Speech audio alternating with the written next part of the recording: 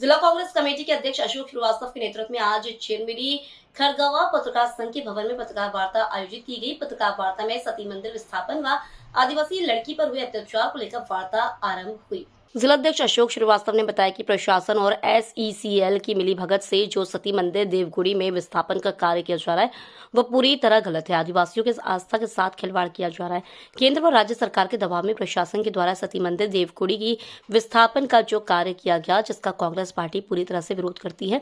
वहीं बछड़ा पोड़ी क्षेत्र में आदिवासी लड़की के साथ बलात्कार करते हुए तेजाब डालकर जला के हत्या करने की कोशिश की गई, पर पुलिस के द्वारा बलात्कार का अपराध पंजीकृत किया गया है, जबकि आरोपियों के द्वारा हत्या करने की भी कोशिश की गई थी आदिवासी लड़की की, पर पुलिस के द्वारा हत्या करने की कोशिश की धारा नहीं लगाई गई और न ही किसी प्रकार का सहायता राशि पीड़ित के परिजनों को उपलब्ध कराई गई, जिसका कांग्रेस पार्टी विरोध करती है। और अगर इन दोनों मामलों में शासन प्रशासन ध्यान आकर्षित नहीं करती है तो आने वाले कुछ दिनों में कांग्रेस पार्टी के द्वारा उग्र आंदोलन किया जाएगा, जिसकी पूरी जिम्मेदारी शासन प्रशासन की होगी। कांग्रेस पार्टी के द्वारा किन बिंदुओं को लेकर बुलाया बताएंगे।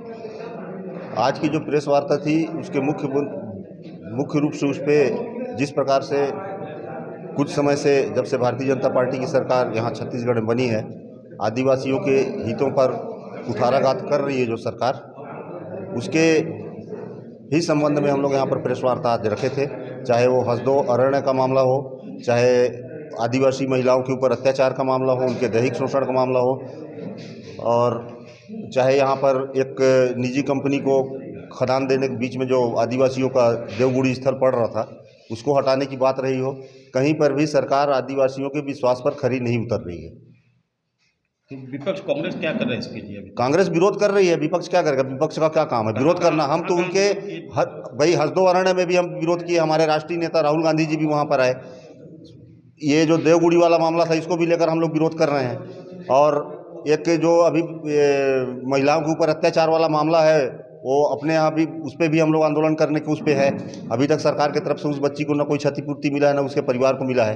कम से कम उसको इलाज कराने, उस बच्ची का उचित इलाज हो जाए और उसको परिवार को आर्थिक कुछ मदद शासन की तरफ से मिलना चाहिए, जो नियम प्रावधान भी है। इसको लेके थाना घेराव या एसपी ऑफिस घेराव कांग्रेस एसपी साहब को सूचना दी गई है। अगर अभी उस पर उचित कार्रवाई नहीं होगा, और आप देखे होंगे मैं FIR का कॉपी आप लोग को दिखाया था, उस पर सिर्फ जो मामला 376 एट्रोसिटी एक्ट का दर्ज किए है पुलिस वाले, और लड़की के बयान में आया है कि 2 लोग थे लड़के, लेकिन उस पर एक ही लड़के के ऊपर मामला दर्ज किया गया है, एक लड़के को छोड़ दिया गया है। और लड़की जली कैसे, उसको जलाया गया या किस कारण से वो जली, इस पर पुलिस ने कोई जांच नहीं की है। और यदि वो लड़की को जलाने का प्रयास किया गया है तो कम से कम 307 का मामला तो उस पर बनता था। वो जान से मारने के प्रयास करने का कोई भी अपराध पुलिस FIR में दर्ज नहीं की है।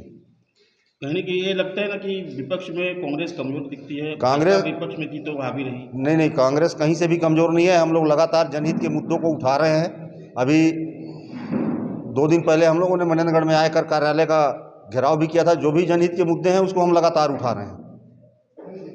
यह है कि मीडिया में कम जगह हम लोग को मिल पा रहा है विपक्ष में होने के नाते। तोड़फोड़ किया गया उस जगह पे, उसकी सभ्यता उसकी संस्कृति को नष्ट किया गया।